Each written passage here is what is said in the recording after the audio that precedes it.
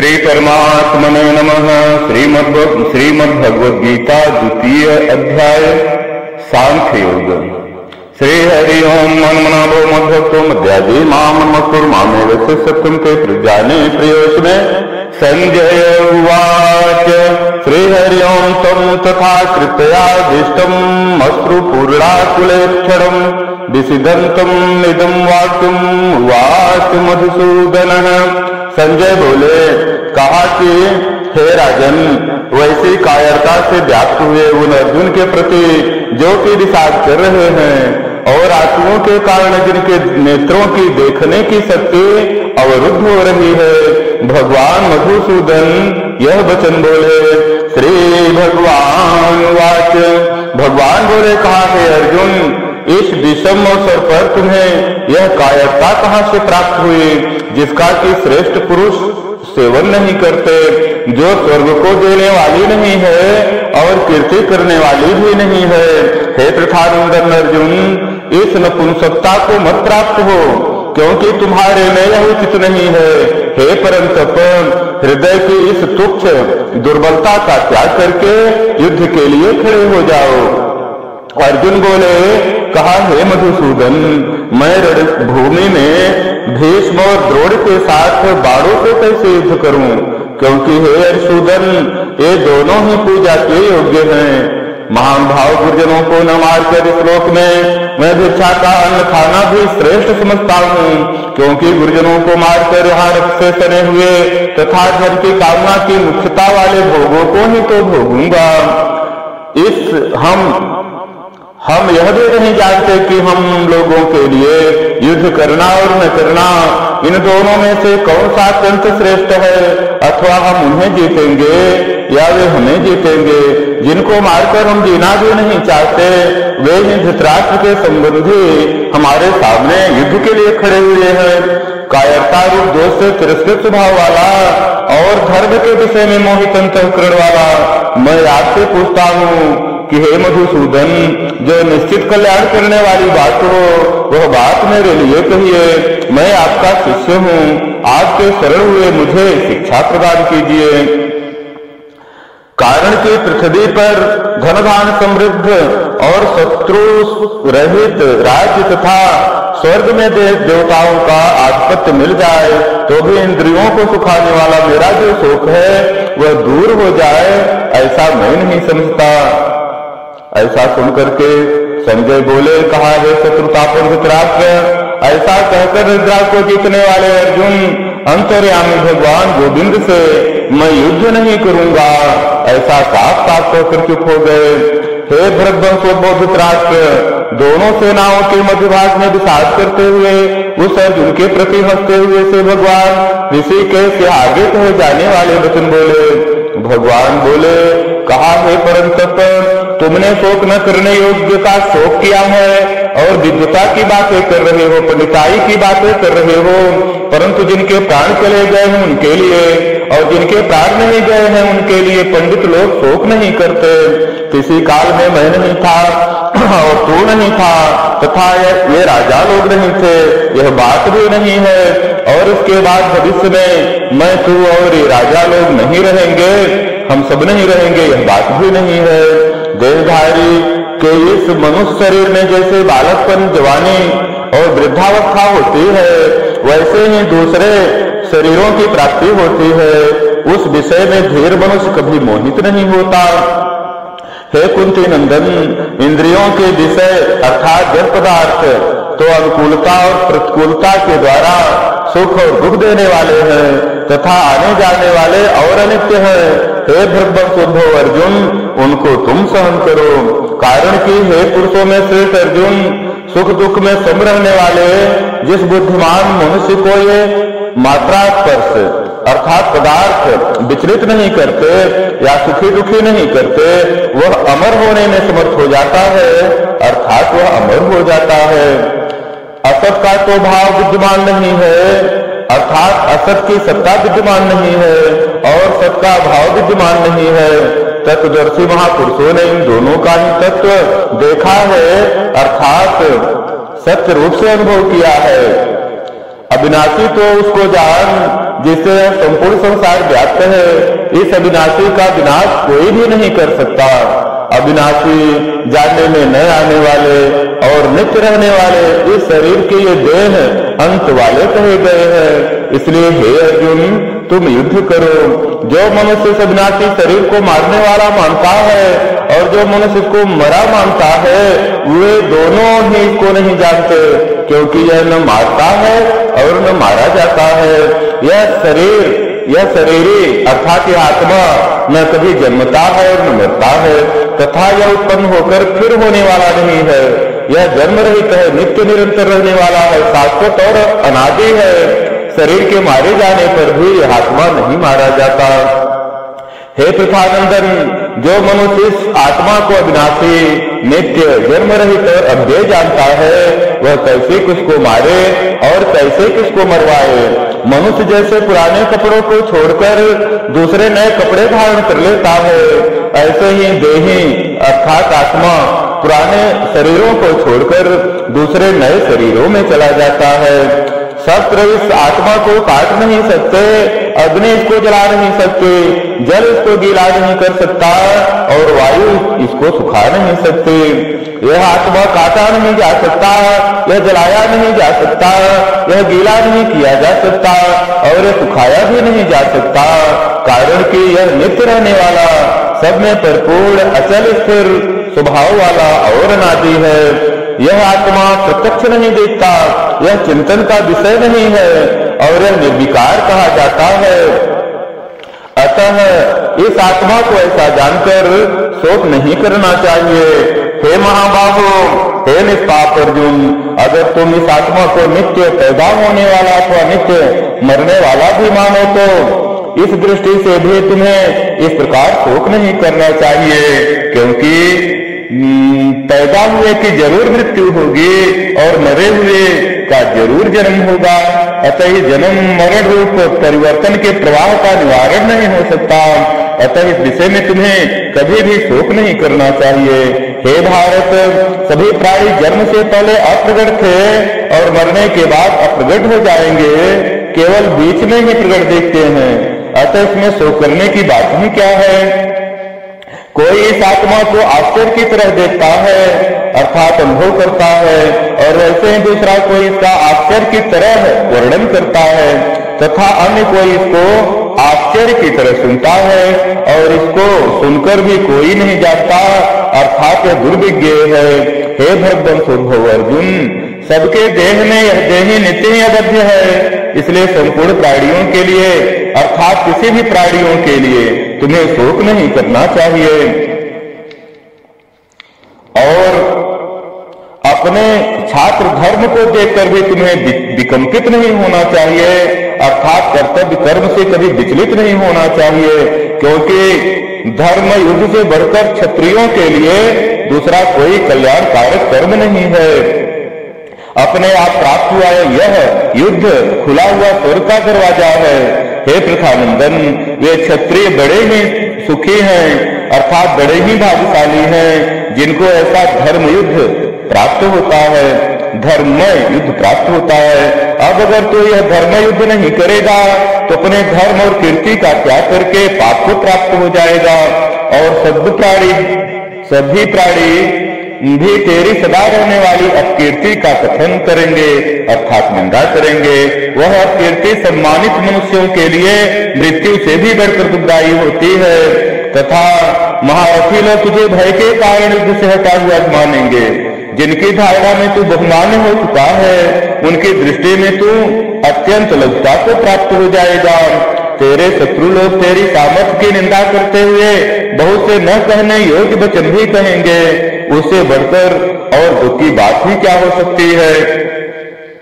अगर युद्ध में तू मारा जाएगा तो तुझे स्वर्ग की प्राप्ति होगी, और अगर युद्ध में तू जीत जाएगा तो पृथ्वी का राज्य भोगेगा। अतः हे कुंती नंदन, तू युद्ध के लिए निश्चय करके खड़ा हो जा। जय पराजय, लाभ हानि और सुख दुख को समान करके फिर युद्ध में लग जा। इस प्रकार युद्ध करने से तुम पाप को प्राप्त नहीं होगा। हे पार्थ, यह संबुद्धि तेरे लिए पहले सांख्य योग में कही गई अर्थात ज्ञान योग में कही गई, और अब तू इसको कर्मयोग के विषय में सुन। इस संबुद्धि से युक्त हुआ कर्म बंधन का क्या कर देगा। मनुष्य लोक में इस संबुद्धि रूप धर्म के आरंभ का नाश नहीं होता, इसके अनुष्ठान का उल्टा फल भी नहीं होता, और इसका थोड़ा सा भी अनुष्ठान जन्म मरण रूप महान भय से रक्षा कर लेता है। हे कुंती नंदन, इस संबुद्धि की प्राप्ति के विषय में निश्चय वाली बुद्धि एक ही होती है। जिनका एक निश्चय नहीं है, ऐसे मनुष्यों की बुद्धियां अनंत और बहुत शाखाओं वाली ही होती है।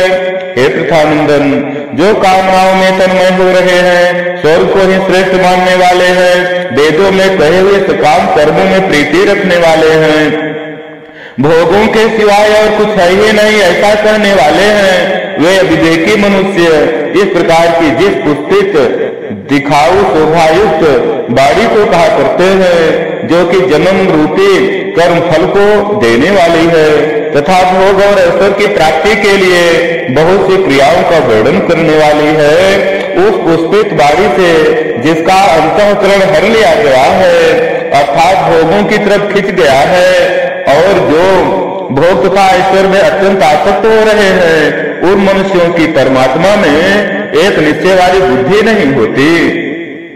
वेद तीनों गुणों के कार्य का ही वर्णन करने वाले हैं। हे अर्जुन, तू तीनों गुणों से रहित हो जा, राग द्वेष आदि द्वंद्वों से रहित हो जा, निरंतर नित्य वस्तु परमात्मा में स्थित हो जा, योग क्षोभ के चाहना भी मत रख और परमात्मा परायण हो जा।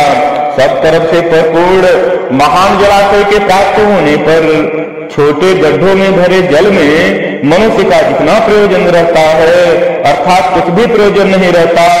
वेदों और शास्त्रों को तत्व से जानने वाले ब्रह्म ज्ञानी का संपूर्ण वेदों में उतना ही प्रयोजन रहता है, अर्थात ब्रह्म ज्ञान हो जाने पर कुछ भी प्रयोजन नहीं रहता। कर्तव्य कर्म करने में ही तेरा अधिकार है, फलों में कभी नहीं। अतः तू कर्मफल का हेतु भी मत बन और तेरी कर्म न करने में भी आसक्ति न हो। हे कुंती नंदन, तू आसक्ति का त्याग करके सिद्धि असिद्धि में सम होकर योग में स्थित हुआ कर्मों को कर, क्योंकि समत्व ही योग कहा जाता है। बुद्धि योग अर्थात समता की अपेक्षा सकाम कर्म दूर से अत्यंत ही निकृष्ट है। अतः हे धनंजय, तू बुद्धि अर्थात समता का आश्रय ले, क्योंकि फल के हेतु बनने वाले अत्यंत दीन हो जाते हैं। श्री हरिओम, बुद्धि अर्थात समता से युक्त मनुष्य जीवित अवस्था में ही पुण्य और पाप दोनों का त्याग कर देता है। अतः तू योग में स्थित हो जा, क्योंकि कर्मों में योग ही कुशलता है। कारण कि समतायुक्त बुद्धिमान साधक कर्मजन फल का अर्थात संसार मात्र का त्याग करके जन्म रूप बंधन से मुक्त होकर निर्विकार परम पद को प्राप्त हो जाते हैं। जिस समय तेरी बुद्धि मोहरूपी दलदल को भली भांति तर जाएगी, उसी समय तू सुने हुए और सुनने में आने वाले भोगों से वैराग्य को प्राप्त हो जाएगा। जिस काल में शास्त्रीय मतभेदों से विचलित हुई तेरी बुद्धि निश्चल हो जाएगी और परमात्मा में अचल हो जाएगी, उस काल में तू योग को प्राप्त हो जाएगा।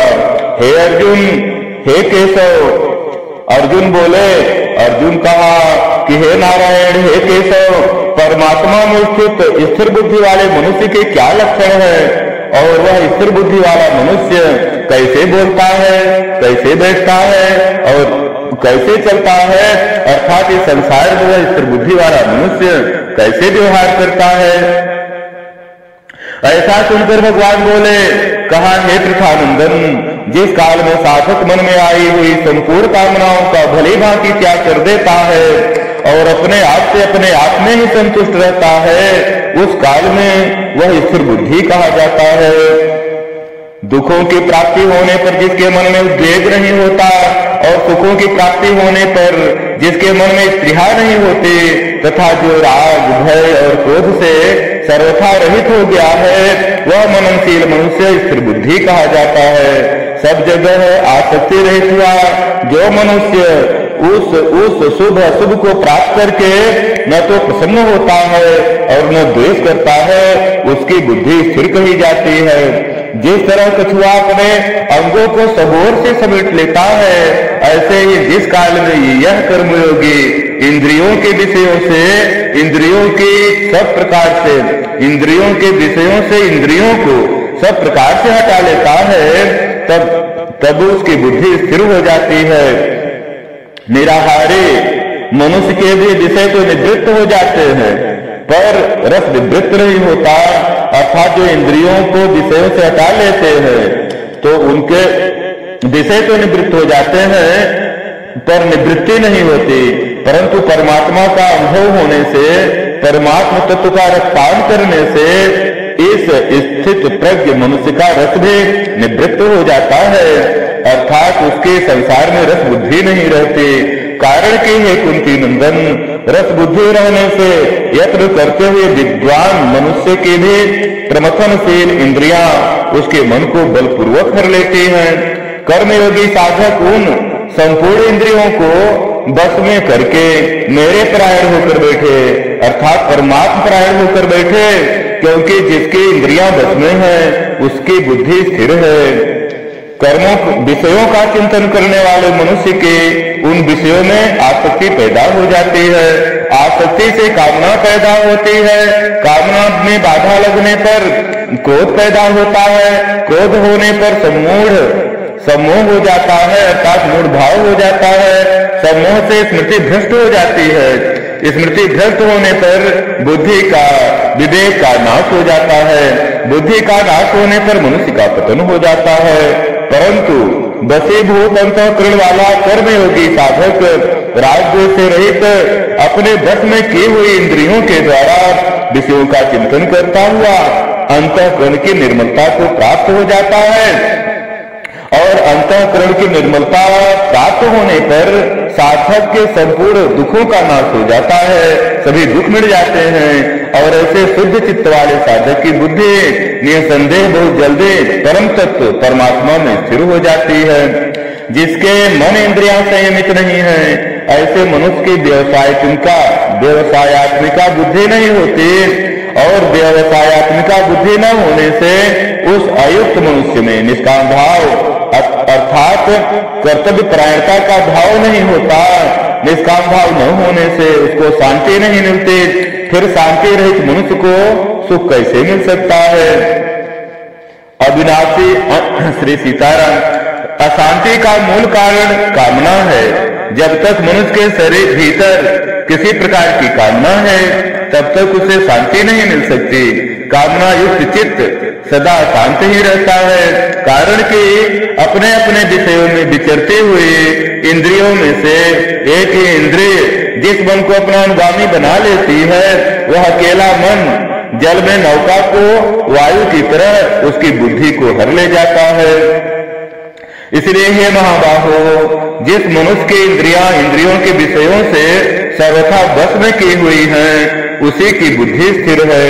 संपूर्ण प्राणियों की जो रात है अर्थात परमात्मा से विमुक्ता है, उसमें संयमी मनुष्य जागता है, और जिसमें सब प्राणी जागते हैं अर्थात संसार के भोग और संग्रह में लगे रहते हैं, वह तत्व को जानने वाले मुनि की दृष्टि में रात्रि के समान है। जैसे संपूर्ण नदियों का जल चारों ओर से जल द्वारा परिपूर्ण समुद्र में आकर मिलता है, पर समुद्र अपनी मर्यादा में अचल स्थिर रहता है, ऐसे ही संपूर्ण भोग पदार्थ जिस संयमी मनुष्य को विकार उत्पन्न किए बिना ही प्राप्त होते हैं, वही मनुष्य परम शांति को प्राप्त होता है। भोगों की कामना वाला कभी नहीं शांति को प्राप्त होता। जो मनुष्य संपूर्ण कामनाओं का त्याग करके स्पृहा रहित, ममता रहित और अहंता रहित होकर आचरण करता है, वह शांति को प्राप्त हो जाता है। हे पृथानंदन, यह ब्राह्मी स्थिति है, इसको प्राप्त होकर कभी कोई मोहित नहीं होता। इस स्थिति में यदि अंत काल में भी स्थित हो जाए तो निर्वाण ब्रह्म की प्राप्ति हो जाती है, अर्थात परम शांति की, निर्वाण परम पद की प्राप्ति हो जाती है। श्री हरि ओम। मन मनाभो मद्भक्तो मध्याजी माम नमस्कुरु मामे वैसे सत्यम के प्रज्ञानी प्रियोचने श्री हरिओम तत्सदिति श्रीमद्भगवद्गीता शुक्लशु ब्रह्म विद्यायां योग शास्त्रे श्री कृष्णार्जुन संवादे सांख्य योगो नाम द्वितीय है। राधारमण भगवान श्री कृष्ण कमलेभ्यो अर्पणमस्तु। हरि ओम तत्सत। हरि ओम तत्सत। हरि ओम तत्सत। सत्यम शिवम सुंदरम। सत्यम शिवम सुंदरम।